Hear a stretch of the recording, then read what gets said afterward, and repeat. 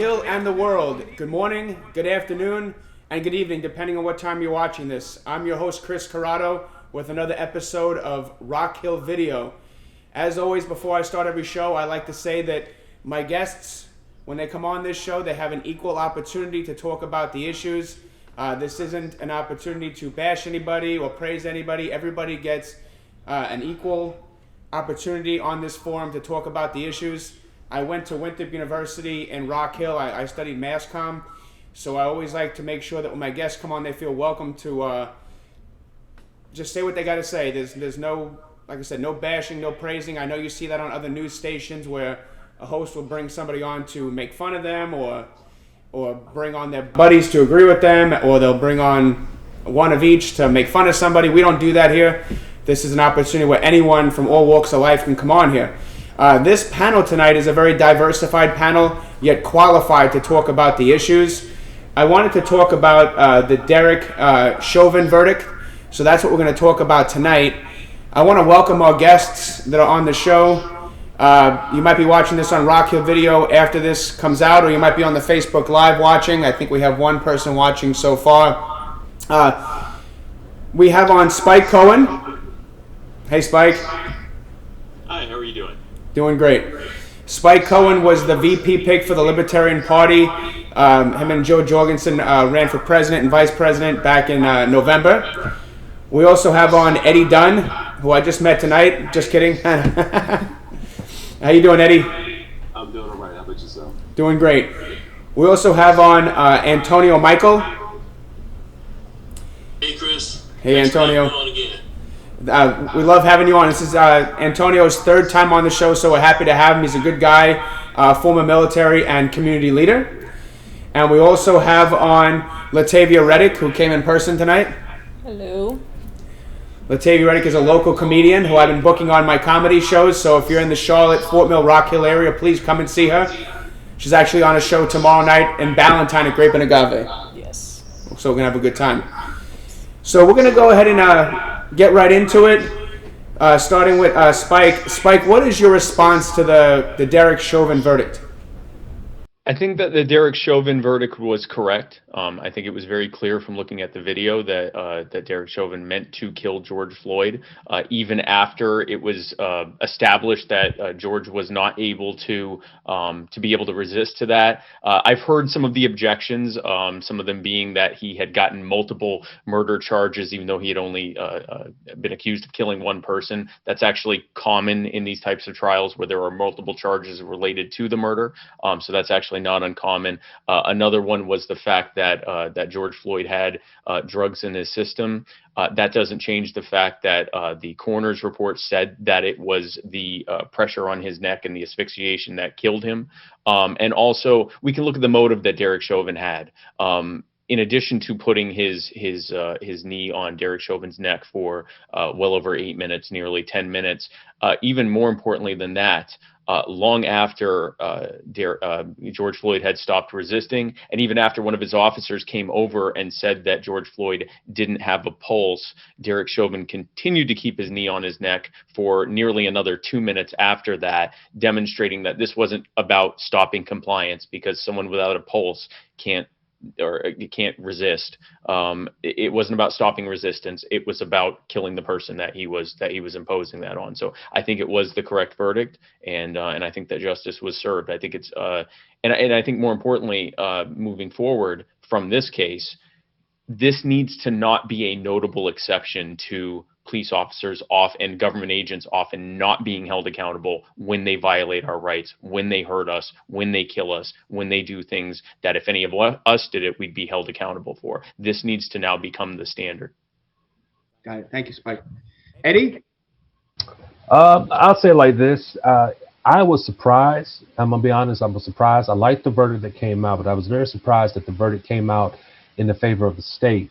The reason being is because I've noticed in several other trials that are similar to this issue where it involves a person's life being taken, I've always seen that the district attorney always gives a charge that is not befitting of the actual incident. And thus, when it comes to the jury rules correctly because the charge was not adequately processed correctly. When it's when it's second degree murder, they end up saying it's manslaughter. And then the jury has to rule, was it second degree murder? No, but it was really manslaughter. And I was surprised that the charges were what they were. And I was surprised that the jury actually had an opportunity to rule accordingly. The one other thing that I've seen about the case that I noticed was I did not see a defense. And I say that in effect of when his lawyers, when they were arguing the cases, they really didn't have anything to present. The state did a beautiful, wonderful job of giving evidence, bringing witnesses and all these different things. But it was almost as though the defense was buying their time, or perhaps they have another card up their sleeve. And then today I'm seeing on CNN that the attorneys for Derek are wanting to get an appeal or seek another trial. And perhaps that might be something that was echoed by the judge when he was telling the jurors that don't pay attention to anything that's in the media and all this. I mean, the whole case was publicized. You cannot be a juror in that state and not have known about the issue that was going on.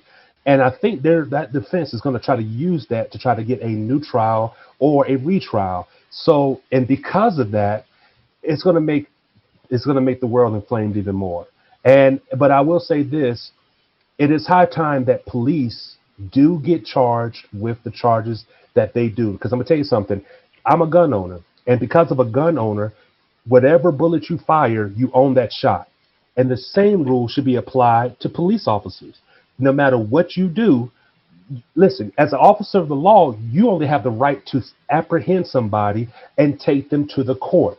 You don't pass judgment. You do not pass sentence. You're not Judge Dredd. Your job is to take this person who's violated the social contract with everyone in this country, get them to a court for the judge to decide their fate.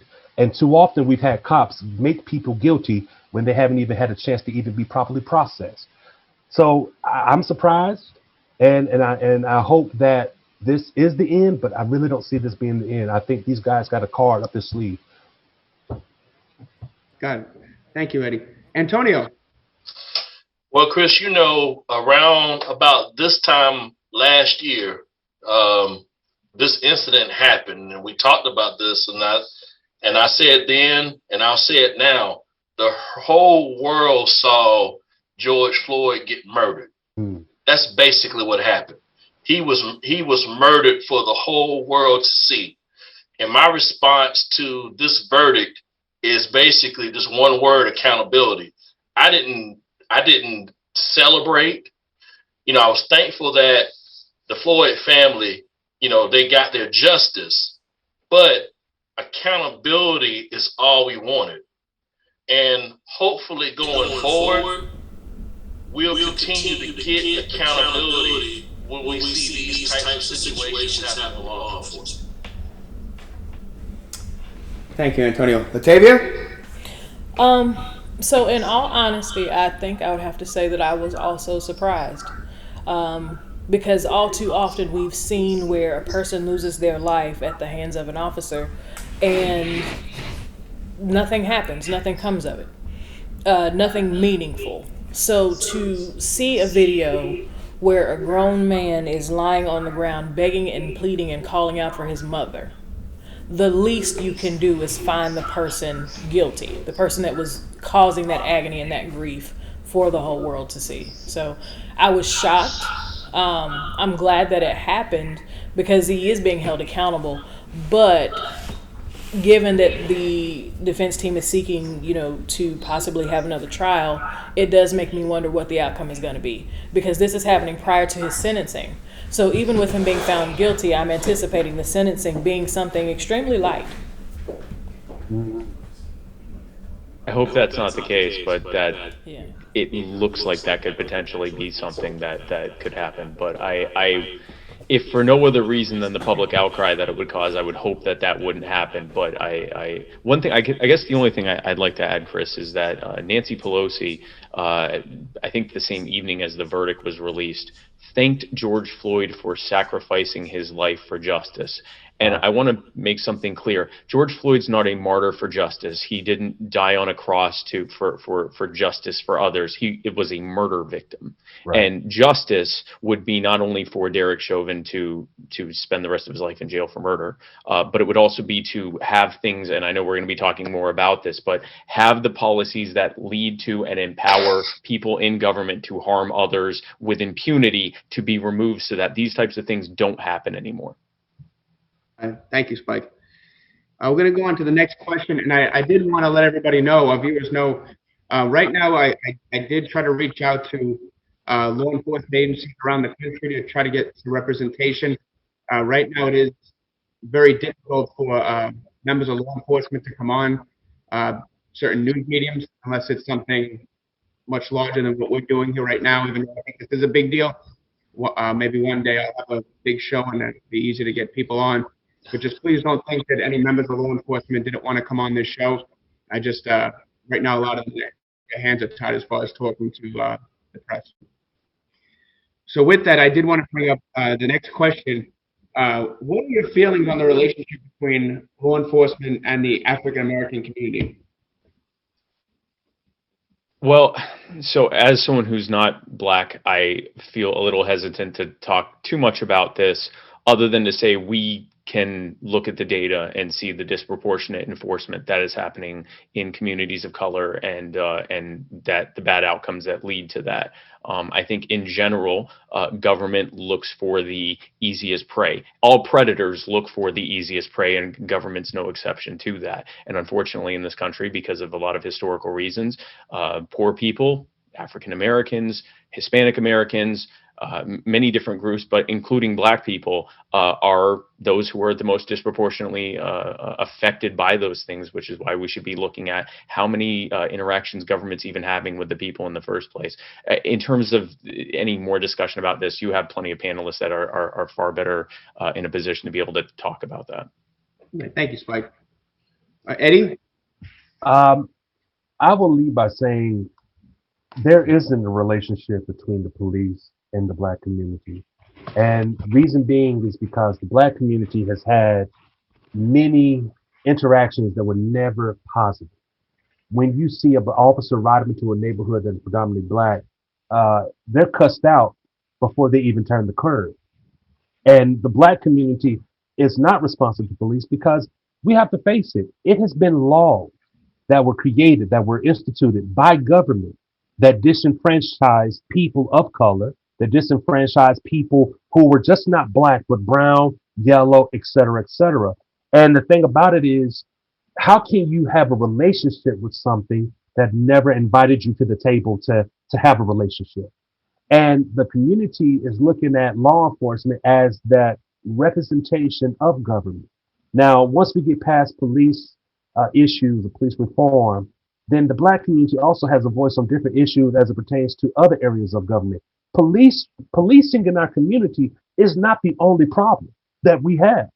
We have problems with our social part of our government. We have problems with our political diagram of our government. Our government literally was fashioned on the ideology that only one particular person should run it, and no offense to anyone, but that was just a white man. So the government we have now cannot have a relationship when it was birthed out of indifference. And that is where our community is. And that's where we're at right now, is that, hey, we've had enough. We've said our piece, and we've been docile, we've been nice. But the reality of it all is that the black community has never had a proper relationship with the government. And too many of our children have been accosted by law enforcement who represent the government. Too many of our brothers, our fathers, our sons, our daughters, and our mothers have been accosted by the representation of the government, which is police. So our relationship is frayed. It is almost to say we see a police officer like an alligator roaming free in the streets. That's our perception. And I only speak from my point of view, and I don't speak for anyone else when I say that, but that's my perspective. It's like a wild alligator out in the streets. No one knows how to tame this thing. And I yield. Thank you, Eddie. Antonio? I'll say this. the level of government that affects our lives on a daily basis is your local level of government. So I'm going to speak on a relationship with like local law enforcement in the African American community, because policing varies depending on where you are. And just to use Rock Hill as an example, because that's where I'm from, and I'm active in the community here, I will say that Chief Watts, the Rock Hill Police, they do their part in regards to bettering the relationship in the Black community. They do their part in regards to community policing.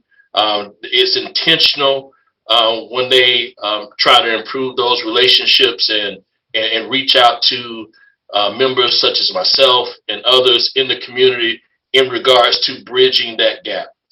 So kudos to the Rock Hill Police Department in regards to their involvement in the African American community. Now, in saying that, that should be the same throughout the country.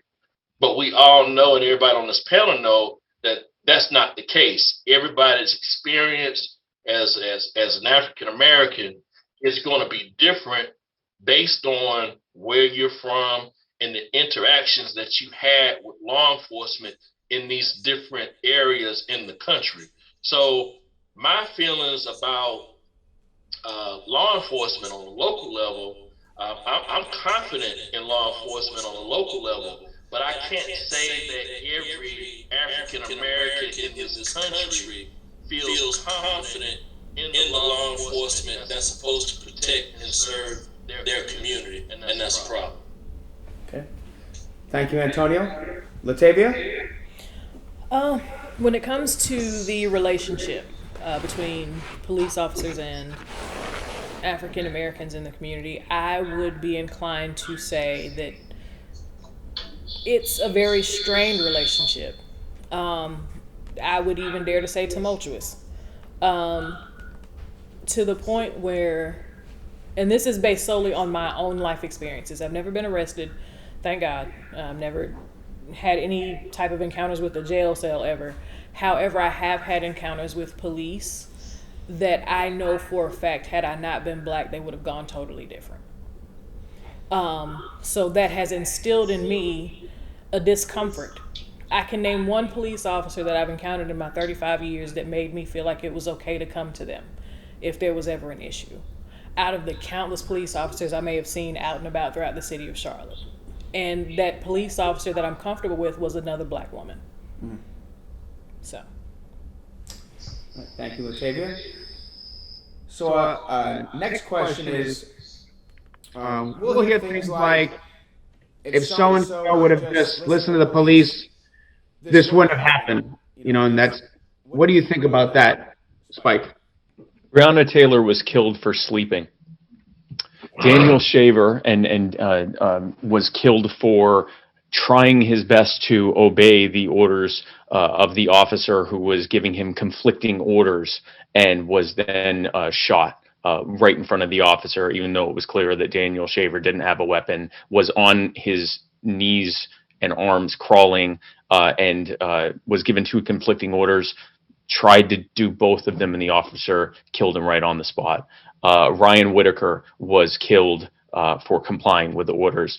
There was a young man in Chicago named Adam who was just killed for complying with orders. We see it over and over again. Compliance does not guarantee that you won't be killed by people in government. Now, with that said, I'm not going to say that every person should go out and just start resisting every lawful order given to them or anything like that. But I will say this: compliance doesn't stop anything. George Floyd had his hands behind his back that were tethered. He was lying down. He was no threat to anyone. And even after he lost his pulse, and scientifically speaking, a person whose heart isn't beating cannot resist and is in, by default, total compliance, he was still continued to be kneeled on for another 2 minutes. We need to stop victim blaming. When you do it that way, and I hear other things, Eddie mentioned a wild alligator. You'll often hear people say things like, well, if you poke a bear, sometimes they'll bite you. Police officers aren't bears. they're human beings, and if they can't be, none of us, if we went out and someone poked us and we responded by shooting them or tasing them or beating them up and putting them in a cage, none of us would have the excuse of, well, they poked the bear. That's not acceptable. If we are giving police officers the authority to detain people and put them in jail to await their prosecution or for the state to decide if there's a need for it, if we're giving them that kind of power and if we're giving them a gun and a badge, then not only should we not be holding them to the same standard that anyone else would be held, we should be holding them to an even higher standard, because none of us have the ability to walk up and say, hey, come with me or it's going to get rough and I'll point a gun at you or I'll point a taser at you if you don't comply. So if we're giving them that power, it needs to come with, at the very least, the same level of accountability and responsibility that the rest of us have, and certainly, if anything, more so, but definitely at least as much. We need to stop blaming the victims. Thank you, Spike. Eddie? I would say, when it comes to if a person has, you should have complied, I always ask the question, at what part or what end are the freedoms of an American citizen? When you have an officer who has the ability to restrict your freedoms, constitutionally given freedoms, inalienable rights, just your natural born rights and freedoms, we actually need to look at that process, because when an officer pulls you over, I'm constantly hearing from many of the videos on YouTube, many of the videos that go across social media, I'm a law enforcement officer and I'm giving you an order. How does that work? Do we really give police officers that badge and give them autonomy room? And I think that's the issue that we have, is a lot of police officers go out here thinking that they literally can control a person and tell them which way to go. And I'm not trying to sound, associated with any kind of political party, but you're messing with my freedom. You're messing with my rights. I think that we have an issue with police because we train them that everyone's supposed to do as you say. That's not always the case. A person can be in the right, and I've seen this scenarios where officers don't even know the law and they do things that end up getting them in further trouble because they end up breaking the law themselves. So it's one of those situations where sometimes if the police officer asks you to do something, and it goes two ways, because the person should know their rights and their boundaries and their rules. I think people should have some kind of class that teaches you the laws, because I think that's the biggest part of most of the issues that go on, is that a lot of people don't know the rules that are voted upon in closed doors. And then the citizens end up becoming victims of these rules and laws that we didn't even know were being discussed. So, but at the same time, where is our freedoms when it comes to the issue of a police officer giving you instructions? I don't think that's any kind of freedoms if someone has control over you like that. And I may be wrong, but it really is I think it's a fundamental issue that we need to look at. Where do your rights and your responsibilities and your freedoms come into play? Because I don't know about anybody else, but I really don't like the fact that someone has the right to tell me what to do. Step out your car, roll down your window. That's not a big crack. Where's your ID? Where's your registration? I need that right now. Step out the car. I smell something. I smell this. Come on, really? When the Supreme Court has already said if you're going more than 20 minutes on the traffic stop, then you start getting funky. Then if you want to say you smell something when there's nothing there, there's too many ways and leverages for a person to make someone guilty. Yep. So that's my thought. I don't even know if I answered the question rightly, but it's a question that comes up. If someone wants to control you, then where's your freedom? And that, I think, that what bothers me the most. You know. Thank you, Eddie. Antonio? Chris, we've seen too many times where black men, black women have complied and wrong was done against them. Mm. So to say if they had to listen, then this wouldn't happen, that's not true. And you've heard me say this before, the way that an officer, we've seen that the way some law enforcement interact with, a black person, we've seen that interaction different with a white person. So I've said this before. It goes back to value, how we're viewed as black person. What's our value when it comes to that interaction with the law enforcement? Because we got to flip the coin in most cases to say, okay, is this going to be a good outcome or is it going to be a bad outcome? And it shouldn't be that way. When it comes to interactions with law enforcement is supposed to protect and serve everyone. They can't pick and choose on that. So it makes me angry, honestly, when I hear those comments. And we've seen, different reportings from George Floyd to the incident in Wisconsin to just recently the young man in Minnesota. We've seen too many incidences where we've complied and then bad things have happened to us. I mean, George Floyd even said, "I'm not that kind of guy. Basically, why are you handling me this way?" And his life was still taken. So,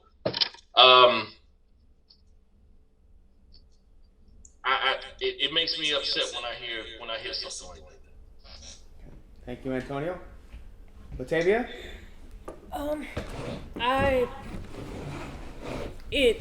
To say that it makes me upset, like Antonio said, I think that would be putting it mildly. I get so angry to hear that, if the so-and-so had just complied, then, if you just follow the rules, do what they tell you to do, to everyone's point, that's happened and people are still dead because of it. After seeing people get shot in their cars, like Mr. Castile, Sandra Bland was arrested for allegedly a light. I started keeping my registration under the sun visor. I drive with my driver's license in the passenger seat, so that if something happens, I'm able to comply, and it doesn't look like I'm reaching for anything. It doesn't look like I'm doing anything out of the ordinary. Everything's here where you can access it. But why do I feel like I have to do that? Why is that something I need to do? To make sure that I get home safely from wherever I'm going to or from. So saying that someone should have complied is a slap in the face, because even in complying, you can still get killed. So where's the line drawn? Thank you, LaTavia.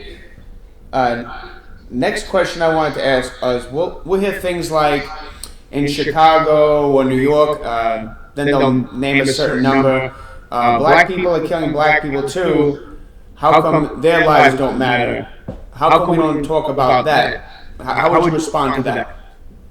Well, first, I want to address something from the previous question that I forgot to mention, that for the first nearly 200 years of the U.S.'s existence, it was legal to use any level of force necessary, including lethal force, to resist an unlawful order or attempt to detain you by government. That was enshrined in multiple Supreme Court cases, the biggest one being, I believe, Bad Elk versus Oklahoma, where a man literally killed 2 law enforcement agents that were trying to arrest him.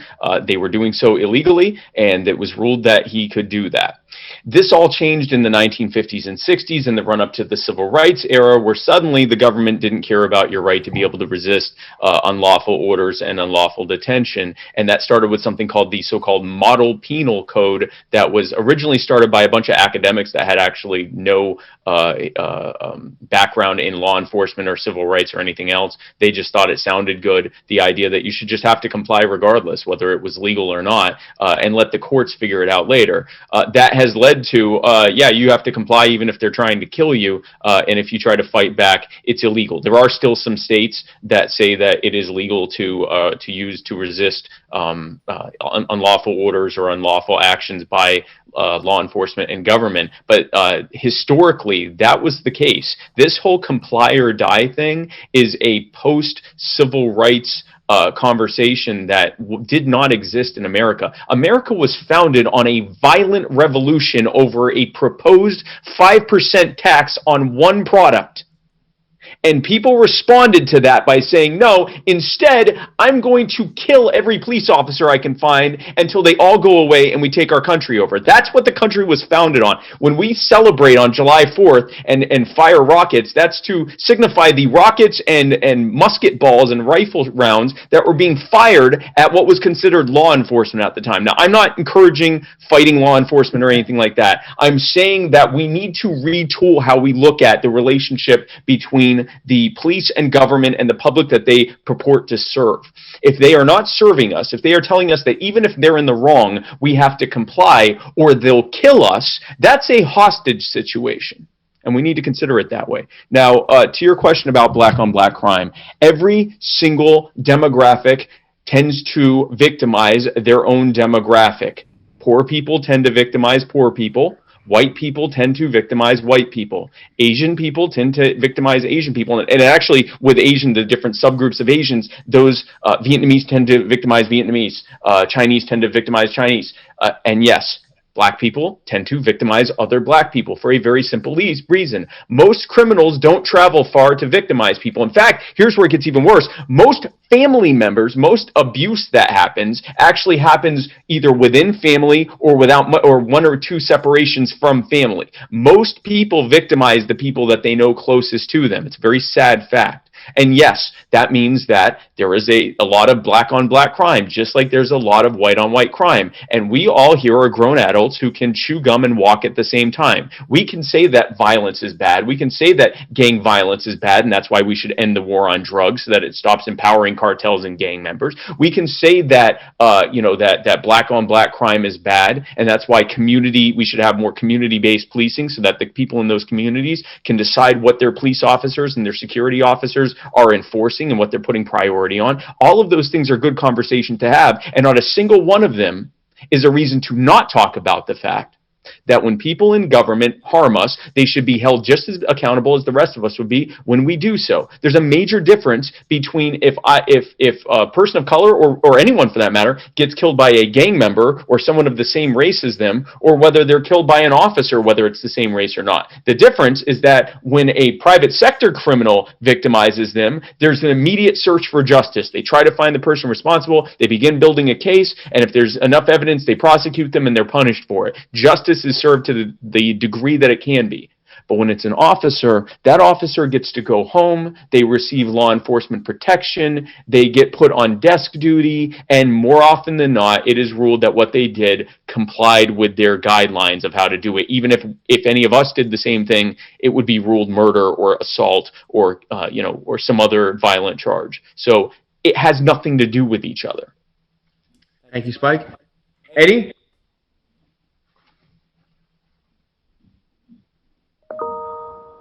Sorry about that. Can you hear me? Yeah, I can. Yes. I had it on mute, so I wouldn't have a whole lot of noise.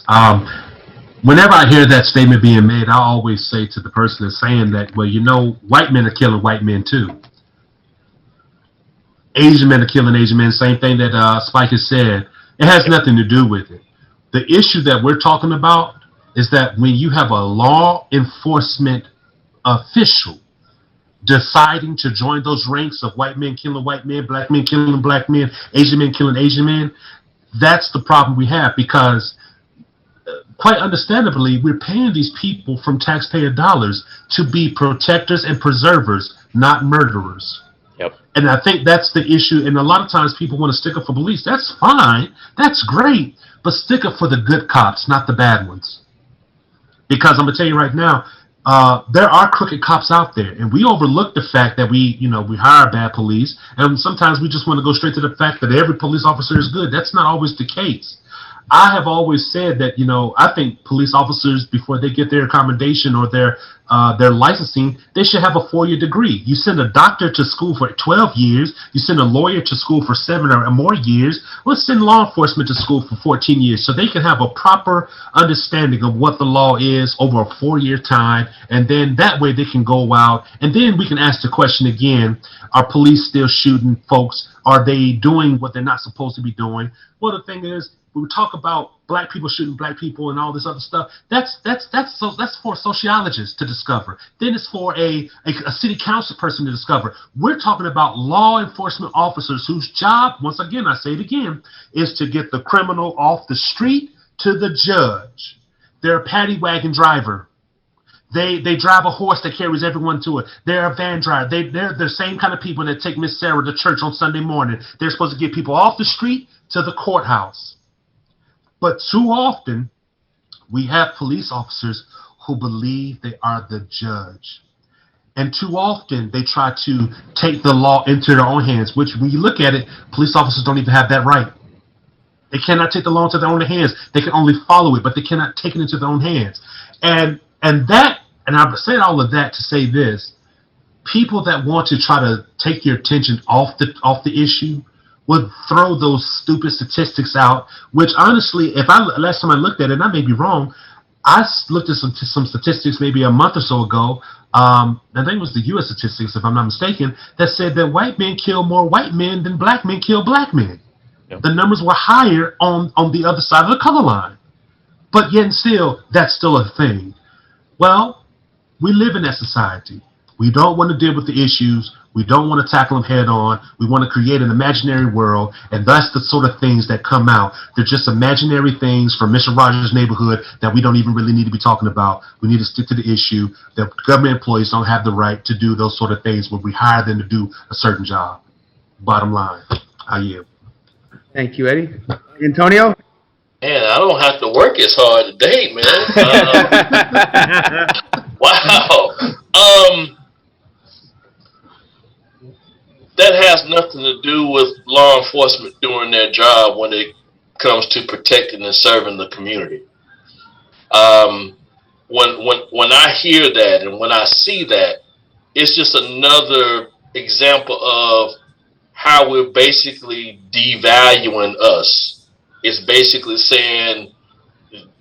justifying that, your life doesn't have value, so that's why what's happening is happening when it comes to interactions with law enforcement. In my opinion, that's BS. That shouldn't be even come up when it comes to these same repeated incidences that keep happening. All we're saying is we want our lives to matter when it comes to our interactions with law enforcement. We're wanting these things to change. We're wanting those bad cops that keep doing these repeated offenses and incidences, we're wanting some accountability. So that has nothing to do with what black folks is asking for, protect and serve us just like you would, someone in the white community, because basically if you ask most black people when it comes to, is your life valued the same way as a white person's life? And they'll immediately tell you, in the eyes of society and even in the eyes of law enforcement, no. So that doesn't matter when it comes to what law enforcement should be doing when it comes to protecting and serving black folks and black community. Thank you, Antonio. LaTavia? In terms of black on black crime and do Black Lives Matter in that instance, my response would be yes, they do. Anyone who takes a life should be held accountable, regardless of race, regardless of the offender, regardless of the race of the person who was injured or assaulted or murdered. All the gentlemen made a very good point that, black people commit crimes against black people, white people commit crimes against white people, Asians against Asians. I do feel that the media does play into the fact that you may see more black people or black on black crime being reported. That further creates that divide and feeds into the notion that black people are inferior. That's my opinion, and I think we can save that part of the conversation for another time. But it should not, black on black crime should not hinder a police officer from serving and protecting me. There was an instance at my apartment complex where a young man was having an altercation with a female, and it got really intense, really heated. And the thought was, do I call the police to come and try to break this up? Or do I think if they do show up, are they going to kill him? So the reaction was to not call the police. The incident escalated, and no one ever called the police because everyone around me was like, if we call, we have to be concerned of someone getting killed by the police. That shouldn't be the thought process. Thank you, LaTavia. Next question, and I feel like we kind of touched on this. I'm just going to ask again. If so, how are white people treated more fairly than black people by law enforcement? Are black parents having to have different conversations with their kids? So going back, and I guess this is still the same conversation, for the people that are apparently incredibly worried about black-on-black crime, so much so that it matters more than any other thing that we could possibly talk about that's happening to black people, they will be happy to know that one thing that they can try to address is the fact that, for example, if we look at the fact that most violence that happens is either familial violence or very close violence or gang violence, and we see gang violence disproportionately in poorer communities and communities of color, they'll be very upset to know that the CIA has been working with gangs and drug cartels to push drugs in primarily black and brown communities in order to fund their clandestine terrorist operations in countries around the world, from Nicaragua to Ecuador and even Yemen, that actually is also a government problem as well. Since again, that's a very important thing to them, black on black crime, more so than any other subject that we'd want to talk about. I can tell you the data is very clear on how people are treated based on their skin color. And yes, like Antonio said, it is different from area to area. It is different from individual to individual. There's not a one-size-fits-all outcome that happens as a result of this. But we see the overwhelming data shows that a black person is many times more likely to be indicted on a drug crime and charged and sentenced on a drug crime, despite the fact that they're no more or less likely than a white person to use or to sell drugs. When it comes to gun ownership, you think the war on drugs is disproportionately enforced against people of color. The war on guns, which started for racist reasons, has continued to be used in a racist way. A black man is 1/10 as likely to own a firearm as a white man, and yet they are several times more likely to be arrested and prosecuted and go to jail for it. And when white people and black people are tried and sentenced and found guilty for similar gun ownership and gun distribution crimes, black people get something like 7 times higher sentencing for that. So if you really want to talk about disproportionate racist enforcement, the war on guns is the single biggest one. And it shouldn't surprise us. The original gun laws in this country were written to keep newly freed black people from being able to defend themselves against the Klan and against the local governments, which were basically the same thing. They were just two parts of the same coin. And that has continued to this day. Many of the laws that we have that are supposedly for our safety or our own good, if you look at the original intent behind them, and I don't want to go off into a whole rabbit hole on things like minimum wage laws and all sorts of stuff, but there are many laws that we are told were for our own good and protection, but they were actually put in place to make specifically and explicitly stated to be so, to make the lives of black people harder. The reality is, against that backdrop, and especially, I believe everyone here is in the Carolinas, is that correct? Yes. Yeah. Okay, so the Carolinas and in the South in general, the police departments that we have, almost all of them were outgrowths from the slave patrols that existed during the period of slavery. And then when slavery was moved from the private sector to the public sector with the 13th Amendment, we saw those slave patrols turn into police departments whose main role was to over-criminalize black people and find a reason to put them in jail, where they were used as slaves, which is, of course, way different than what we have now.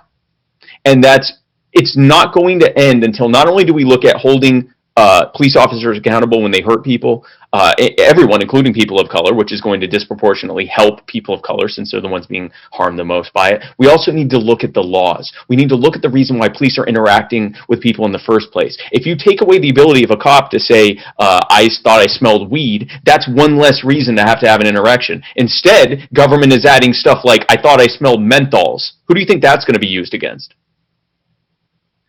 Thank you, Spike. Eddie? I'm gonna tell you something, Spike. I absolutely love you. I love you. You're awesome. Thank you, man. Chris, can you say the question one more time? Because Spike caught me off guard. He knocked my thought process off. I'm sorry.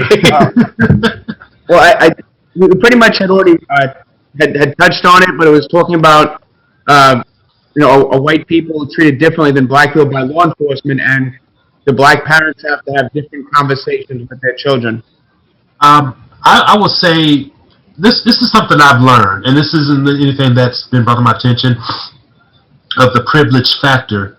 I'm from Charlotte, North Carolina, and you can definitely tell the two sides of the tracks in Charlotte. If you would go over to the East Boulevard area, over the Moorhead area where Freedom Park and the hospital and all these places are, you see that these parks are beautiful. You see these communities have streetlights that work. You see these communities have benches. These communities have buses that come on time. These communities have streetlights that when soon as a tornado, hurricane comes through, Duke Power has Spike Electric or whoever out there fixing those power lines. But you don't see that in other communities. And with that, you do not see police officers responding the same. If someone called the police that stays over in the Dilworth area and going out to a Ballantyne, you'll get a response time of 3 minutes. But if you're over off of Betty's Ford Road, or if you're over off of Freedom Drive, if you're not the one being stopped by the police, you're not going to get the same kind of treatment, the same kind of respect, even if someone broke into your own house and you stay in a neighborhood like that. Now, police, yes, they're going to treat folks differently. And I've even heard in private conversations with some law enforcement officers, those other neighborhoods pay them more tax money, more money for our budget. And so it's not even just a race thing or anything like that. Well, I'm going to be honest with you. I believe capitalism is the biggest reason why we have a lot of issues with race, because it all revolves around money. If you move the money around, you can move the hate around too. If you do that, you can change a lot of different things. So there is a difference. And it's not even just privilege. It gets down to the nitty-gritty of money. But it's sad that when you go to one neighborhood over another, if a police officer stopped you, say, on the rough side of town, they're going to be looking for certain things to find charges for you. But if you get stopped in the other side of town and you look like you belong there, sir, just go get your light fixed. Sir, just make sure you put your turn signal on when you turn. Have a good day. But if you get stopped on the other side of town, what's that I smell? Sir, it's my tuna sandwich. Those are the kind of things that we deal with when it comes to treatment by police. And it used to be something when I was growing up. There was a big conversation. I think this is maybe like early 2000s, late 90s. It was all about profiling someone before you had interaction with them. Police officers were doing that. They saw a certain car, they profiled you. They saw you in a certain area where you don't look like you belong, they profiled you. But now that there's, a wealth is starting to, spread out a little bit and people are doing different things, police are having a hard time trying to keep up with the times. So, yes, there is a problem where, treatment versus black or white. And I think a lot of it has to do with the economic factor in our communities. If a cop is in an area that he believes or thinks that the neighborhood is trying to take care of the neighborhood, he might be a little bit more responsive. But if he doesn't see that on the day-to-day and he's constantly having to deal with stuff that's from that neighborhood, he's going to start profiling. And I think he's going to do it, non-purposely. He's just going to say, this is a crappy neighborhood I'm patrolling. But that shouldn't be. And I think a lot of that has to do with the spreading of wealth throughout the community. I think people respect the dollar before they respect your color. And when the color comes into play, you might get shot one day with that. So that's all I got to say about that. Thank you, Eddie. Antonio? How are white people treated more fairly than black people by law enforcement. Well, we've seen that happen with Dylan Roof. Dylan Roof shot and killed everyone in Emmanuel Amy Zion Church. And when they took him in, they stopped and got him a Whopper from Burger King. But if that would have been a black person that went into a predominantly white church and shot up everybody, it's a good possibility that they would have shot and killed him on sight because they would have deemed him as armed and dangerous. So that would have gave basically a license to basically take him out.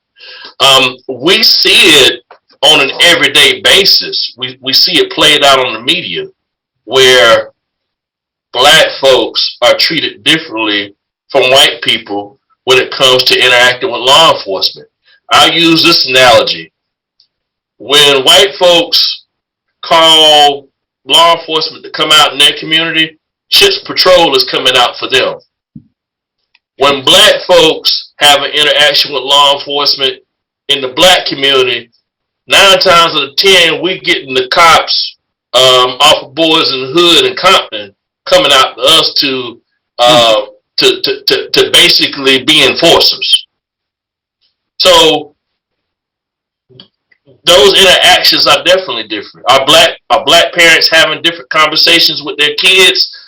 I remember the first conversation that my dad had with me about law enforcement was in PG County, Maryland.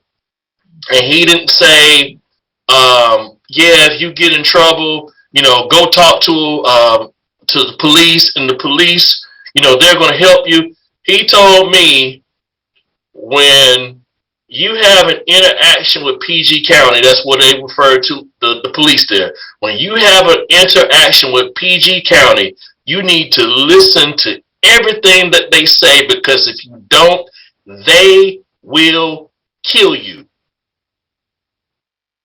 So yes, those conversations, black parents are having different conversations with their kids than white people. Thank you, Antonio. LaTavia? All the other gentlemen have already touched on it, but I absolutely do think that there is a difference between how white people are treated and how black people are treated. To Antonio's point with Dylan Roof, it wasn't a question of whether or not he committed the crime. It was a known fact that he committed the crime. However, with George Floyd, it was a matter of him being apprehended. Do we know for sure if he actually committed a crime? Did we ever find that out? I know there was a $20 counterfeit bill. Well, Antonio and I, we talked about this on the show once, and it was allegedly he never had his day in court.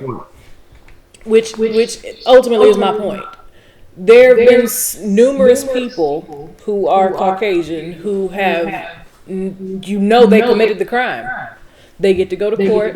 They get to have their trial. Black people who you don't know for sure if they're actually guilty of what you're being accused of, what they're being accused of, they never make it to the courthouse. They die right there. Why can we not just be apprehended?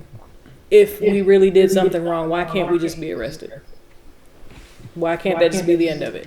So there is definitely a difference between white people and black people. As far as conversations with children, I don't have any children biologically that I've had to have a conversation with. At this juncture, if I were to be in a position where I had to have that conversation, it would simply be to follow the rules of where you are at that time. If you don't think you can do that and you see police coming, you need to go the opposite direction. Thank you, LaTavia. Spike, I think you got time for one more question, right? At least one more, possibly two more, yeah. Okay. Because I know I've seen you post about this before, so are you for or against qualified immunity? So I realized that I didn't fully answer your last question. You asked if white parents and black parents are having different conversations. I don't have any, my wife and I don't have any children. If we did, that child or children would be black or half black. So we would need to have that conversation, especially since we live in a fairly well-to-do, overwhelmingly white neighborhood, white community. That's a conversation we'd have to have. That's one of many reasons, one of many things I'm glad I haven't had to do. So qualified immunity. It is very obvious that, let's talk about what qualified immunity even is, because there's a lot of misinformation out there, especially from police departments and unions that tell us that, well, qualified immunity is what protects law officers from being sued all the time. Every time they do anything, they just get sued left and right. That's an absolute lie. Qualified immunity is when it has already been established that the police officer has violated the law and violated the rights of someone, including killing them or robbing them or detaining them illegally or whatever else. Once it's already been established that what they have done was illegal, can they be sued for it?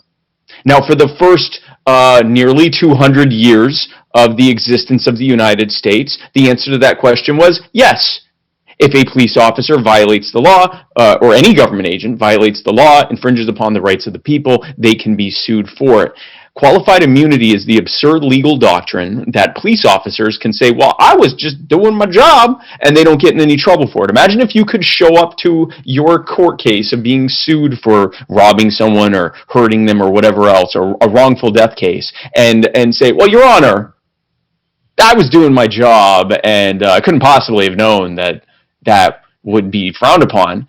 And the judge goes, oh, okay, well then we're throwing the case out. And it gets even worse, because even if it's determined that what they did was illegal, and even if there's no reasonable way that they could say that they were just doing their job, like in the case of two officers that stole over $250,000 worth of rare coins, or officers that have been caught killing people, officers that have been caught tasing people who were in jail or in prison for fun, or sicking dogs on people who were already detained for fun by their own word and admission. Unless that exact thing has already been happened and ruled to be against qualified immunity in that exact jurisdiction, they still can't be held liable for that. This ridiculous protection against police officers and law enforcement agents has created the kind of situation that eventually leads to a Derek Chauvin. Derek Chauvin, before he killed George Floyd, had 17 other wrongful use of force complaints against him, including 2 wrongful death complaints. He may have murdered 2 other people, for all we know. And when the Minneapolis Police Department looked at Derek Chauvin, they made the same cost-benefit analysis that police departments and law enforcement agencies and government agencies across the country make when they encounter the bad apples in their bunch. They said, this cop is terrible, we probably should get rid of him, but that's going to cost a fortune. We'll have to spend hundreds of thousands or even millions of dollars fighting the police union. Likely we won't even be able to get rid of him. And if we keep him on the force, it doesn't cost us anything. Qualified immunity, he can't get sued. We can't get sued personally. The police department can't get sued. Worst case scenario, we throw some taxpayer money at someone in a settlement, like they did with George Floyd, like they did with Breonna Taylor, like they've done many other times. Make all of us pay for it instead of them. And eventually he's going to do something terrible, like murder someone. Then we can charge him and throw him in jail, and then we can finally get him off the street. That is what led to George Floyd's murder. Because a lot of people say, well, qualified immunity has nothing to do with criminal prosecution. That's correct. It's about holding them accountable before it ever gets to that point in the first place. Long before he ended up casually murdering someone while people live streamed it, fully believing that he had just total immunity from anything happening to him, they're held accountable before that. You get rid of qualified immunity, those same police departments, when they look at their Derek Chauvins, when they look at their bad apples, now they say, we need to get this guy the hell out of here before he gets us all ruined financially. The police unions look at that guy and go, we got to get this guy the hell out of here before our union gets sued into not existing anymore.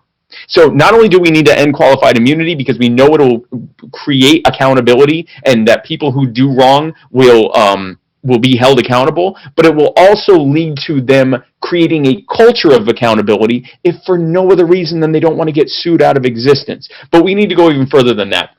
We need to end absolute immunity for politicians and prosecutors and judges. We need to end sovereign immunity against governments. This ridiculous, it's right out of Animal Farm, this idea that some pigs are more equal than others. And I'm not calling cops pigs, I'm using the Orwell reference, but the idea that certain people should just not be held accountable or held less accountable because they put something on a sheet of paper saying that they're not accountable and they work for the government, that's ridiculous, and it absolutely needs to end. Thank you, Spike. Eddie? I hope I don't offend anyone when I say this, but if we're going to continue keeping qualified immunity or whatever the lingo is for it, then every single person that stormed the Capitol should be let go.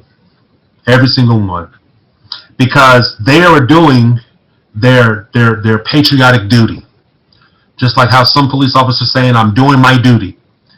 If we're going to allow that type of immunity, we need to revisit some of these politicians that are using taxpayers' monies to fund their skirmishes, and some of these politicians who are funneling money different ways. If we're going to keep that, then it needs to apply to all the politicians, and then I need to run for office so I can be a good politician.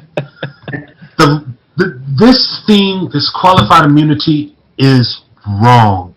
I cannot say it again. It is wrong.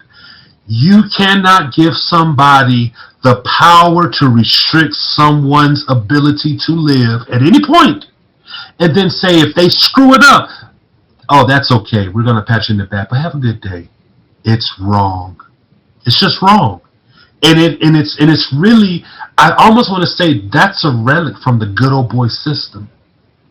And that system needs to die. And that's one of the things that needs to die. There's a reasonable understanding. If a cop knows he's doing something wrong, stop it, but they don't, because they know they can get qualified immunity. If it's never been on the books before, if it's never been brought to court before, they can change the line as much as they want.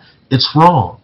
You don't, if that's the case, think about it. When a person does one thing wrong and they get arrested by police officers, there's no immunity for that. Oh, you made a mistake. It was wrong. No, you're going to jail, bud. Simple as that. Why can't police officers have the same thing? Why can't police officers have the same treatment that regular citizens are getting? I think that's the big issue. We give people these badges, and that little piece of tin people think has so much power. But I think with this Chauvin case, it's showing that tin is not as bright and strong as it used to be. And once again, I'll leave it on this thought. It's just wrong. Just wrong. Thank you, Eddie. Antonio? In regards to the storming of the Capitol, I'm going to say this: if that was a bunch of black folks storming the Capitol, there would have been bloodshed on the steps. Yes. Going back to qualified immunity, you're not going to be able to have serious police reform if qualified immunity stay in place, in my opinion. Exactly. I'm against qualified immunity if it's going to prevent holding law enforcement accountable when they break the law. Not only that, when they do something that's against what they were properly trained to do, and they can hide behind qualified immunity, that's wrong. So we need to get rid of it. We can't talk police reform if qualified immunity is going to stay in place. Thank you, Antonio. LaTavia? I am against qualified immunity.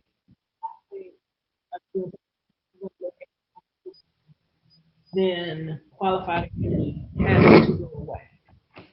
Ultimately, in my eyes, I feel like qualified immunity is one of the many things that leads to systemic racism. So if there's going to be an overhaul, we're really going to address things, and we have to start with those little things like qualified immunity that keep people from being held accountable when they do things to restrict someone's rights, privileges, and take someone's life. Thank you, LaTavia. Next question about defunding the police, and what exactly does that mean? And there have been some calls for guns to be taken away from some cops, and also that certain times therapists should be used as opposed to law enforcement. I know it's a few questions back in one, but Mike, how would you like to respond to that? Yeah, and unfortunately, I will have to leave after this question. But we need to defederalize the police, and for that matter, we need to destate the police. The funding and the qualifications of police and the training required and what it is they're enforcing, the priorities at which they are enforcing things, the ways that they are enforcing things, whether, as you mentioned, whether they're called out or a mental health professional or a social worker is called out, need to be decided at the community level, because those are the only people that have a damn stake in what ends up even happening. There is absolutely no reason that I or anyone in my community should have a stake or a vote in how policing is done in any of your communities in South Carolina, much less how it should be in frickin' California or New York or New Jersey or anywhere else. There is no reason for it. And what it leads to, when you do that, when you centralize the decision-making and the power and all the money and funding and training into what the federal government wants and what the state capitals want, that's what leads to civil asset forfeiture, where people are being robbed without actually being convicted of a crime by government. That's what leads to no-knock raids. That's what leads to the war on drugs. That's what leads to overcriminalization. That's what leads to, in most areas, prisons getting markedly more funding than schools are getting. That's what leads to all of that, because the decisions are being made by politicians, bureaucrats, and billionaire cronies who build cottage industries around all these different things. They're being decided by people who have zero stake in it and nothing to gain by nothing but gain to have by continuing victimizing the easiest prey, which in this case tends to be poor people and people of color and immigrants and the homeless and whomever else has the least economic and social and institutional power. That's always going to happen. But if instead you put it in the hands of the community, when you decentralize it and you allow communities to decide what their security looks like, what their first response looks like, what their mental health looks like, what everything else looks like, then you can have a more holistic approach. The last two things I want to say, and I know it was another question that's coming up, so I hope you don't get too mad at me, but my response to the fact that more and more police are leaving, good. If you are and two things, good and bye. If you are upset that someone who committed murder for all of us to see was found guilty for it, if you are upset about the threat, not even the existence, but the threat of you being held accountable, if you do something bad, you are the exact cop that needs to go away. And frankly, you're making things tougher for the good cops who do want to be accountable and who do want to serve their communities and who are sick and tired of being lumped in with you and your nonsense. So bye. Get out. And I'm also going to get out because I have to start my show. Folks, thanks so much for having me. Chris, thank you for having me. Antonio, LaTavia, Eddie, thank you guys so much. I'm happy that I'm leaving things in very capable hands, because there's very little any of you have said that I don't 100% agree with. Eddie, I want to talk with you about the capitalism thing another time, but thank you guys again for having me on. Thank you, folks. Thanks, Spike. Take care. Eddie? Yeah. I'll say this. I'm one of those people that would say if we need to go to defunding the police, and I have to say, I think the biggest call for defunding the police was not to take money away from government, from police, but reallocate it to different areas that will better serve the community. And one of those better areas is our social departments of health, and especially from like the Charlotte area to surrounding counties. We need more therapists in our community.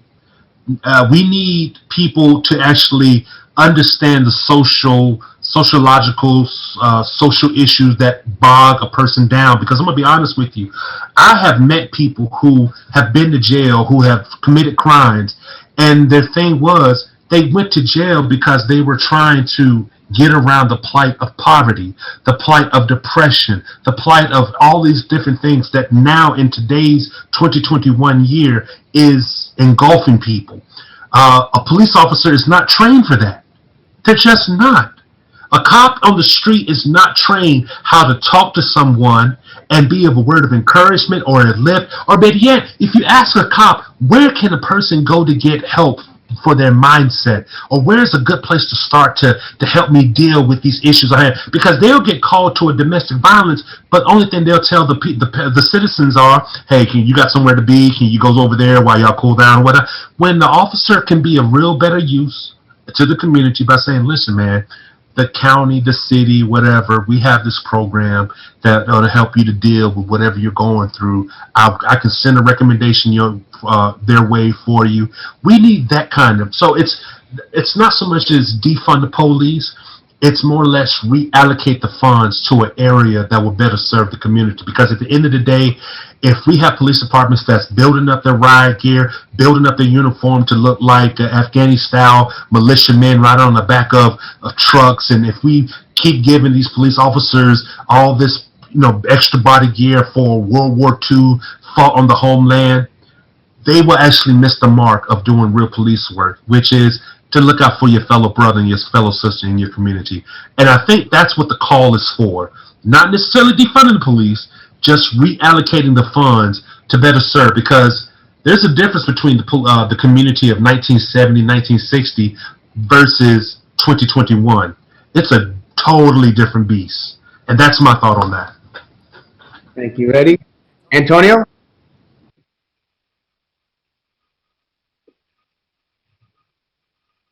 Let's talk about the term defunding the police for a second. It's like what Eddie just stated. It's basically, in the simplest terms, it's just a reallocation of funds. But I think the term itself, defunding the police, was dead on arrival, because the folks that were trying to explain what defunding the police, I would say they wasn't the right spokespeople for that. And when you spend more time trying to defend something that it's not, it's doomed from the very beginning. Reallocation of funds for the police departments, that may actually vary from city to city and from state to state. A reallocation of funds, just using Charlotte Police Department example, may be necessary based on their budget and based on what's allocated to the police department. But it may not be the right thing to do for the Rock Hill Police Department. So it may not be something that needs to be done in every city.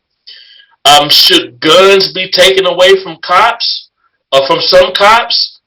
I mean, if you're going to take the guns away from some cops, then in that case, they shouldn't be a policeman in the first place. It basically goes against their training, in my opinion. And in regards to therapists coming out, on site, on calls, yes, we do need more therapists, but how would that be implemented? How is that going to be, implemented? Is it going to be a federal initiative in order to get that in place? Are we going to rely on the state or the Department of Social Services, like for what South Carolina has? Are we going to rely on the state in order to get those therapists in place? So there's a lot of things that we need to look at when we talk about getting therapists out based on the call. That probably should be part of police reform. But those are the discussions that we need to have, instead of politicians using different situations that the media reports as basically dangling meat and saying, hey, we're going to do serious police reform, but nothing gets done. Thank you, Antonio. LaTavia? So in terms of defunding the police, I think if we can look at some of the advertisements that were being displayed on mainstream media channels prior to the election or leading up to the election, that was one of the biggest commercials that was out there as far as defunding the police. What does that mean for your neighborhood? And I recall seeing this live action. There's like this horrible fire and you hear gunshots in the background. It almost sounded like something, like there were some clips from, the war in Afghanistan that were kind of being used to give people the imagination or the idea of what their neighborhood would sound like if the police were defunded, which ultimately leads to the idea that defunding the police means taking them away. So to the point that was made previously, it is kind of dead on arrival because the image that was painted is not what it actually means. Defunding the police is, in fact, just reallocating those funds to other means that are going to better serve the community. It's not to say that police don't do a good job, but to Eddie's point, police aren't trained to handle regular day-to-day social issues. They aren't trained to be your therapist. They aren't trained to be your kids' caregivers. They aren't trained on how to care for people. They're trained to get out there and respond. And if you think about what responses are, depending on what they show up to, they're trained to respond, but they actually react instead. So defunding could do a lot of good in a lot of areas, depending on what the need is for that area. To Antonio's point, what it's going to look like in Charlotte may very well be something totally different here in Rock Hill. But I think the biggest thing is people need to understand that defunding does not mean taking away. It just means changing how things are approached. All right. Thank you, LaTavia. Eddie, we'll go ahead and pick up with you since Spike had to leave. This next question, how do you all feel about your safety? Do you feel safe out there, just in general? Say that last part again. You were. It was a bad feed. How do you feel about your safety in general?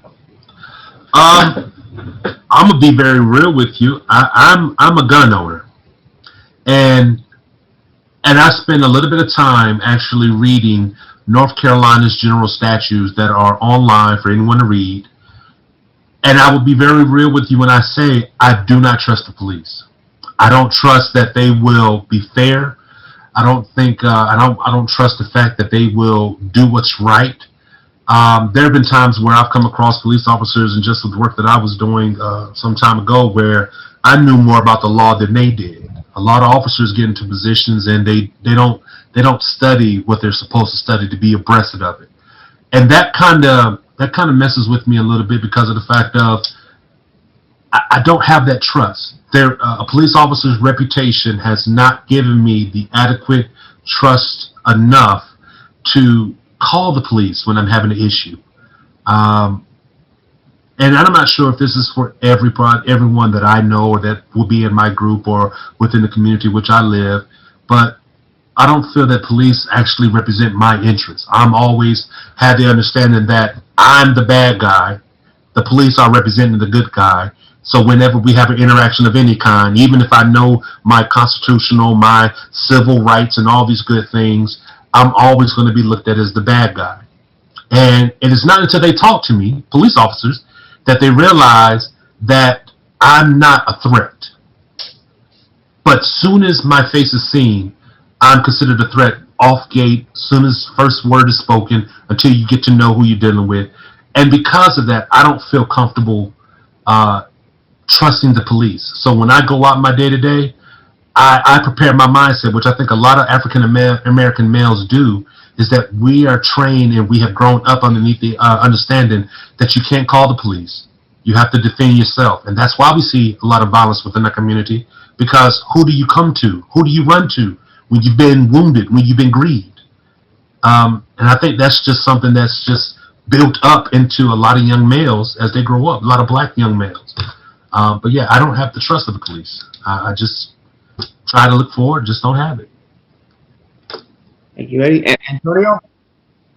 Because I'm gonna be honest with you, I make it a point to, limit my interactions with law enforcement. Yeah, I'm very active in the community, and I've had sit downs with the chief of police here in Rock Hill, but when it comes to my day to day, I still have those concerns in regards to what happens if I'm involved in a routine traffic stop. Something that's supposed to be simple turns out to be, my life is taken.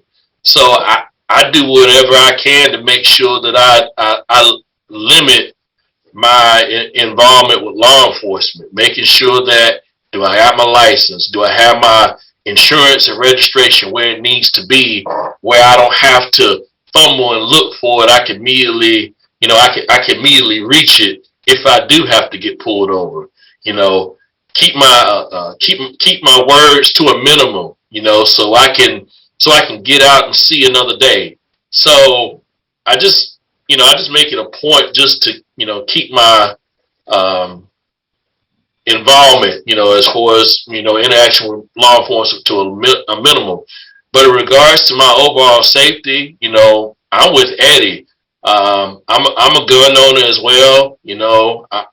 I'm not going to be a victim when it comes to, protecting my home and protecting my family. So it's just only that, that situation of, dealing with law enforcement is where, even I have some concerns. Thank you, Antonio. LaTavia? Do I feel safe? I do not. I feel safe in my house, but even with the drive that I have to take from here back to Charlotte, I'm concerned. And I think for a large majority of African Americans, I can't speak for everyone, but I think a lot of us feel like anytime we get into our cars, it's almost like you have to kind of coach yourself on what you're going to do, how you're going to respond, how do you keep yourself calm so that you don't appear nervous. So every time I get in my car, whether I'm going to the gas station right up the street from my apartment, or if I'm heading back to Charlotte or to or from a comedy show, these are things I'm having to coach myself on. If I get pulled over, am I able to say, hey Siri, and you call my emergency contact so they can hear what's happening on the phone? Is my camera facing a way that can record whatever my interaction is? And if these are all things that are clouding my judgment as I'm trying to travel to and from, or as soon as I step foot out of my house, no, that doesn't make me think I'm safe at all. Thank you, LaTavia. What is your opinion on Black Lives Matter as a whole, Eddie? I'm not a fan of Black Lives Matter, and it's not because I don't support what their agenda is. I do believe there needs to be a activist group that supports the movement for African Americans. I really believe that the Black Lives Matter movement is born or is underneath the umbrella of a different objective. It does not recognize the all, and I say the all, meaning it does not recognize all of the Black community. Black Lives Matter doesn't necessarily mean, when you say Black lives, they're not talking about the lives of Black people. They're talking about the lives of people that have been disenfranchised. So it's not, so their movement is not really geared to Black people. It's geared to oppressed people, and that's fine. But it has been portrayed that it's geared to Black lives, and there are other organizations, and there has always been a movement, the civil rights movement, that has always been around, still is around, and just because we go out now chanting Black Lives Matter does not mean that we ought to negate the workings of the civil rights movement, because Black people still need certain rights. And even those other communities now need certain rights as well. We still all have our struggles. I think Black Lives came along and was able to get traction because the young generation did not know the stories of the last generation, did not know how to organize. Before Black Lives Matter came along, people, young folks were wanting to protest, but they did not know how to protest. They did not know how to rally together and make a protest legitimate. All it was just people going out in the streets, walking around, shouting stuff, but they didn't even have an objective of what they're going to go do, where they were going to go do it at. Much like how it was back in the day when we had the civil rights movement, where they marched to Pettus Bridge, when they marched to Washington. So Black Lives Matter, I guess, kind of came in when the getting was good, and it monopolized on that. When I've gone to their website and looked them up, the actual organization arm, I didn't agree with some of the things that they had, that they stood for. And I think if a lot of people took the time to go do that, I think they will feel the same way as well. I would like to see an organization that really, truly, honestly represents the Black community and its issues. I don't think there is none like that. A lot of folks that would have been in that realm have now defected to Black Lives Matter. And I'm going to be honest with you, Black Lives Matter does not cover all of the Black community. And I'm not telling you to take my word for it. I'm telling you to go to their website, read their literature, read what they're talking about, read and understand where they're coming from, and you'll see some of the issues that I saw that makes me not support them. But I do support the civil rights movement. I do support the uplifting of the black community. I just don't support the Black Lives Movement's agenda. Thank you, Eddie. Antonio? Chris, we've talked about this before, and I always answered it this way because when I hear the term Black Lives Matter and you say, what does that mean to you? And I say, it means that my life as a black man is just as valuable as a white person's life. It's just as valuable as any other person that's living in this world. My life, the value is equal as yours. That's basically what Black Lives Matter means to me. And I'll be honest with you, I don't follow the organization, but to Eddie's point, it is the movement of the young people, the youth that's coming up and saying basically we're ready to lead. And that's what we're seeing now. We're seeing a transition from basically the way of the civil rights movement. We're seeing that transition into the youth of the day, and I think it's time that we get in position to pass the baton to our youth. It's time that we mentor them and basically pass that legacy on to them, because leaders in the community, our leaders that's on a national level, state level, whatever you want to call it, your legacy is going to be defined by the baton that you pass on to someone else that's going to continue to carry the torch. And if we don't leave a legacy for them, then in my opinion, it's failed leadership. So I know that's a little bit off from the question that you asked as far as Black Lives Matter, but that's all I have to say on that one. Okay, thank you, Antonio. LaTavia? I don't follow the organization either, as far as Black Lives Matter.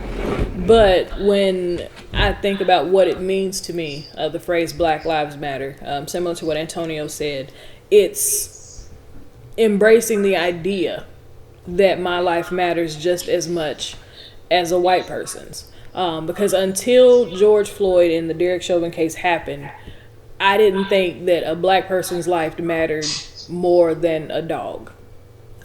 Because when Michael Vick was convicted for his dog fighting situation, people were more outraged about how those dogs were fighting versus any other black person who had lost their life since then at the hands of an officer. So for me, Black Lives Matter is simply that. It's not saying that no one else matters. It just means that we're equally as important. All right. Thank you, LaTavia. So next question we're going to touch on is the mainstream media helping? They're making things worse, or what, when it comes to how they treat and show law enforcement and Black Lives Matter? Eddie? I've had this conversation with my wife. I think every news outlet, including social media outlets such as Facebook, all the way down and up to Instagram, but mainly the media such as like CNN, Fox News, all of these outlets have their own agenda. And because they have their own agenda, they're always going to present information from one perspective. I remember growing up, when the news came on, they just told you what happened. They didn't offer any opinion. It was just straight down the middle. They told you what happened. Man died on 77 today. His family will miss him. Now it's the man was driving fast on the road. It looked like he swerved to the left. It's a lot of opinionated type of pieces. I watch CNN at times, and I look at them late at night between Como, Don Lemon, and all the rest. It's mainly opinion pieces. It's not news. Only time you get a piece of news on any of these channels, it's when it's breaking news, because it's just happening. I believe that our media no longer embraces just telling what happened to make people informed. I think people have become informed off opinions versus facts. And I think our media is getting to that point because, when we had a previous president, I think a lot of the anger that a lot of people experienced dealing or looking at our presidential administration at that time were echoing the sentiments of some of our newscasters, from Fox News to CNN. Instead of just presenting the facts, what was happening, what initiatives were being signed, who was doing what, they presented their opinion, and people took them and ran with it. And it's evident in how our youth are responding to social media. I got texts from my nephew one time telling me the vaccine's killing people. Don't take it. I said, where did you find that out at? Off something off Instagram. Is that all you have? I think our media is giving people false knowledge, and people are not paying attention, and they're eating people's opinions and calling it news. So our media, it's dangerous. It's really dangerous. And I say that in the sense of it wouldn't take nothing for some media outlets to come out and say that people are going around doing certain things, get your guns ready, and next thing you know, the civil war really would break out. Because our media is really dangerous. They're not telling the facts. They're not giving us the full story. They're giving us opinion pieces. And I'm seeing that more and more and more. I hate to echo or repeat the sentiments from a previous president, but I get it. I see a lot of media that doesn't add up when the full story is told. I mean, and I'm going to call it out. Fox News recently was underneath a scrutiny from CNN for telling the wrong story.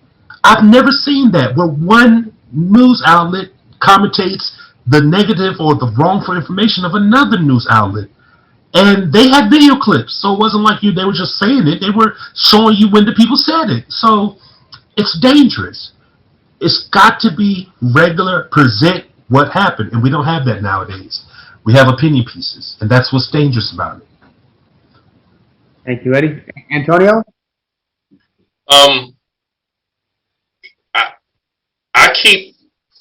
I keep my news watching to a minimum. I basically, focus on what's going on locally, and then after that, I pretty much turn the news off. Because if you constantly sit and you watch the news, you basically be in a rage. It plays with some folks' emotions. And to me, it's basically turn it off, because if you don't, to Eddie's point, you got so much information being fed to you.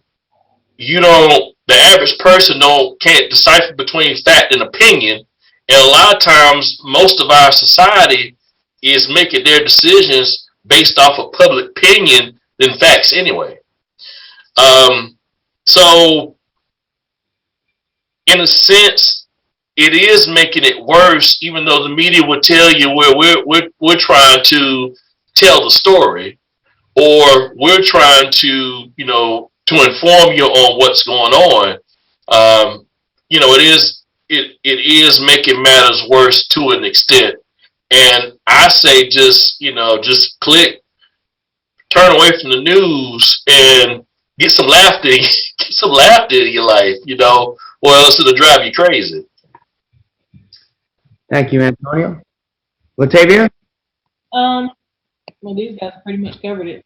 But I will say I definitely agree that the media and the news, they're both full of opinionated pieces. And if you allow yourself to be consumed by it, you will find yourself having to choose sides versus actually hearing the facts. To Eddie, the previous administration, someone said on Facebook one time, like, he signed all these things, all these initiatives. But if you look at what CNN reported, you rarely read about anything that was signed. You never really heard that. But you always heard the truth. That was always given. And it takes away from us being able to make informed decisions, ultimately, without having to go and do a ton of research as if we're in college all over again. As far as if it's helping or making things worse, it's definitely making things worse, because, again, you're forced to choose sides based on the information that's being shoved down your throat 24/7. whether it's on Facebook, Instagram, Twitter, CNN, Fox News, it's literally shoved down your throat. So you do have to tune out and tune into other things that are going to keep you sane and actually feed you something healthy so that you don't subscribe to these negative things that are happening around us. Okay. So, next question I wanted to tackle is, when it comes to state and local government, all the way to the executive branch, how do you feel they are doing with helping improve relations between, the racial or community or law enforcement and citizens? Eddie? I'm going to say, firstly, I think this is something that Spike was talking about before, defederalizing something in the effect of with police. There's nothing on the federal level that can help the relationship between police and certain aspects of our community. The relationship building comes from our local officials. They're the ones who literally are funding the local police officers. They're funding the sheriff deputies in our counties. And then you get into a little bit of certain areas where you have specialized police with the state level. But the reality of it all falls with our local officials. Now, our local officials, they want votes. They want votes. They want the votes of the people who support police, and they want the votes of the people who don't support the police. And what I end up seeing is that you have a politician who does not stand on his own 2 feet and says, I don't agree with this, but I do agree with that, and makes his campaign plain.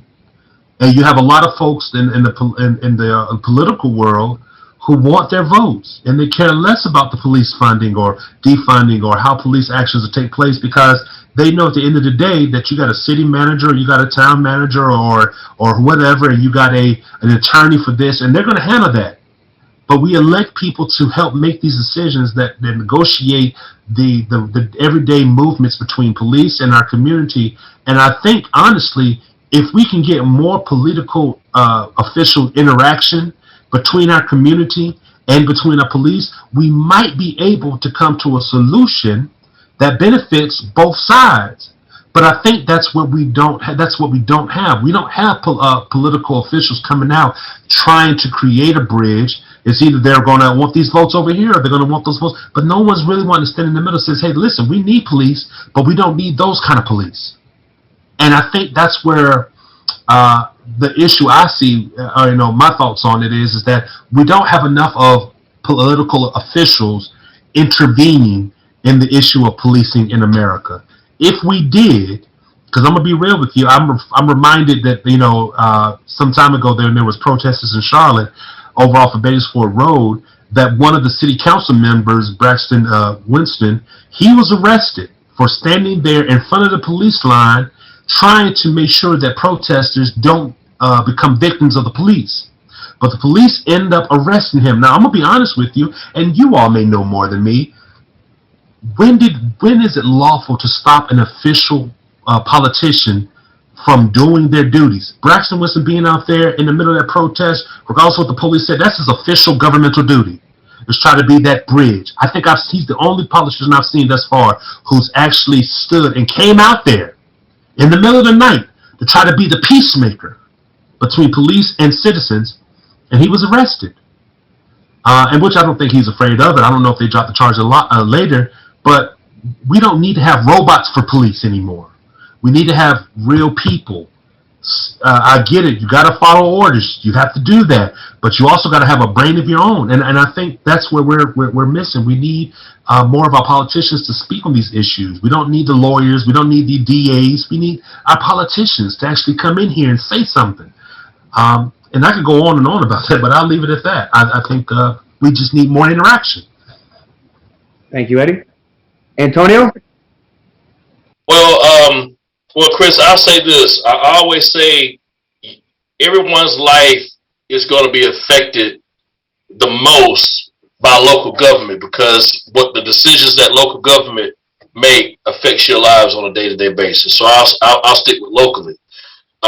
Locally, in regards to law enforcement here in Rock Hill, as far as community relations, etc., I believe they're doing a fairly good job. overall, in my opinion. For what I've experienced and, from what I've seen in the interactions that I've had with, with Chief Watts and some of the other officers down at the police department. So just there. That's all I can. That's all I have on that. Okay, LaTavia. I think both you guys make really good points. I think it would start locally, especially in dealing with the police. You have to look at, do they represent the community that they're servicing? Are they reflective of the people that they're going to be interacting with? And then once you start moving into upper levels of government, I think it does matter. People go where the votes are. And you rarely do see anyone who actually stands firm on the position of something needs to be done. I'm going to do it. But then when they get into office, it becomes something, oh, well, I'm going to pass it. Oh, well, you didn't have time on that. I'm going to keep pushing for it. So it's a matter of having someone or having people in place that are going to have this platform, use it and mean it and actually follow through with what they said they're going to do. In my opinion, I think that all goes back to all of the micro systems that are in place. Like when you look at qualified immunity, that's something that's going to prevent any change from actually happening. Systemic racism is something that's going to prevent these changes from happening. When we look at voting, that's something else that's going to prevent these changes from happening. So you have to tackle all of those little things to lead up to bigger changes. All right, thank you, LaTavia. All right, we're gonna go ahead and close it out with the final two questions. We'll just combine them in one. So, Eddie, for you to get your last words, and how do we move forward? And is there anything else you want to share that we didn't talk about tonight? I'll say it like this. It's I think the one way that we need to move forward for the community that's most effective in our conversation tonight is, I think, honestly, we need to have more meetings. We need to get people together and allow them to voice their opinions, voice their thoughts in a proactive, a proper, and a useful way. I think so often our community members go unheard. And when they go unheard, things bottle up and then they come to a surface. I don't know about anyone else, but not a lot of people in our communities go to these, community meetings, or they don't even come together as a community. I think a lot of areas across our nation can benefit with more meeting of the minds. I remember when I used to work with youth, I used to take them on community service, and one of the community services would be take them to a government meeting, the city council meeting. They had no idea that they were able to register for a time to speak, to voice their opinions, to say their thoughts. And these were our youth of tomorrow. I think we need to have a place where people can literally come and voice their political their political wounds, I like to call them. We don't have a whole lot of communication. We just have a lot of people talking from a politician standpoint, but we just don't have enough people out here saying how they feel. We have to wait till someone's brutally murdered. We have to wait till money has been taken away from something before we have a platform to say something. I think we need to be speaking now rather than waiting until something happens. And I think that's another thing that will also help the relations between our races. I don't think the black community struggles with the white community because we have not found a proper channel to convey our grievances with one another. We hold them within ourselves, and then we talk about them amongst ourselves, but we don't communicate them to dispel this bridge that has been built negatively. And that's my thought about it. And I could be wrong, but I think we need to have more places for speaking where people can air their grievances and we can learn from each other. I don't think we do that often. And as far as a topic that I don't think we've covered, I think we've touched a great deal of things. And I think this is a beautiful way to a beautiful beginning for that conversation that I think America needs to have with itself. All right. Thank you, Eddie. Antonio? We need serious police reform. We don't need lip service about it. We need serious police reform, or we're going to lose police officers. And if we lose police officers, then our communities will no longer be safe. That's pretty much it. We need serious police reform, and we need it now. And politicians need to stop dangling that over Americans' heads as if, oh yes, we're going to do this, and it never gets done. We need to do that now. That's how we're going to move forward in regards to addressing the problems that we're seeing. We see incidents like George Floyd keep happening. We see incidents that happen in Wisconsin, happen in Minnesota again. We keep seeing these things because police reform is not happening. So that needs to be done. That's how we move forward. That has to get done. Another thing that we also need to do too, as well, we need to pay attention to what goes on locally with our local elected officials. We need to be more engaged in that process. Here in Rock Hill, and just to bring up one of Eddie's points, we have a civic course that's called Inside Rock Hill that basically teaches you how city government works. You get exposed, you learn about all of the different pieces that make the city government work in the city of Rock Hill. So whether that be in Charlotte or any other city, there should be a civic course that actually teaches you how your city works and operates.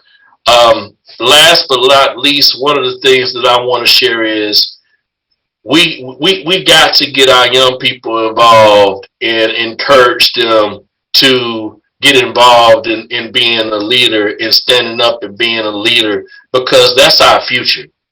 You know, we need more progressive ideas in regards to moving our country forward as well, and that's going to come, in my opinion, from the younger generation. All right, thank you, Antonio. LaTavia? I would say move forward. I definitely reform of some sort with the police department.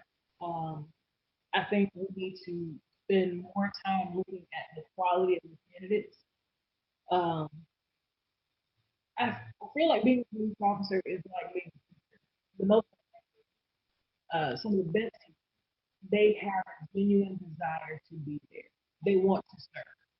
And I think in hiring police officers, you have to identify those same types of individuals. Those who have a genuine desire to be there and serve. Because if you hire someone who, they just figured it out elsewhere, they don't have the heart for wanting to protect and serve. You give them a gun and they just want to do what they want to do ultimately, and that's what's been happening. So I think police reform definitely has to happen. I think there also does need to be a large conversation in the country as a whole about the interaction between races, not just black and white, but Asian American, Hispanic American, and those that are immigrants. There needs to be a large conversation that's had to make everyone aware that just because you aren't white, ultimately you matter too, and you're not home. And everyone deserves to be respected and treated like a human. Everyone has the same rights when you are a citizen of the United States of America. If you commit a crime, that shouldn't be a death sentence before you make it to the judge. All right. Well, that's all I really have tonight. I want to thank you all for coming on tonight and watching the show. Our viewers, whether you watched it tonight or you're going to watch it in the near future, we had a Spike Cohen on tonight. Like I said earlier, he was the VP candidate for the Libertarian Party for the 2020 election. We had Eddie Dunn on tonight. Antonio Mickel, who's a community leader, and it looks like he's running for something based upon what I saw in his background. And we had LaTavia Reddick, local comedian out of Charlotte. And I'm Chris Corrado. And now a word from our sponsors.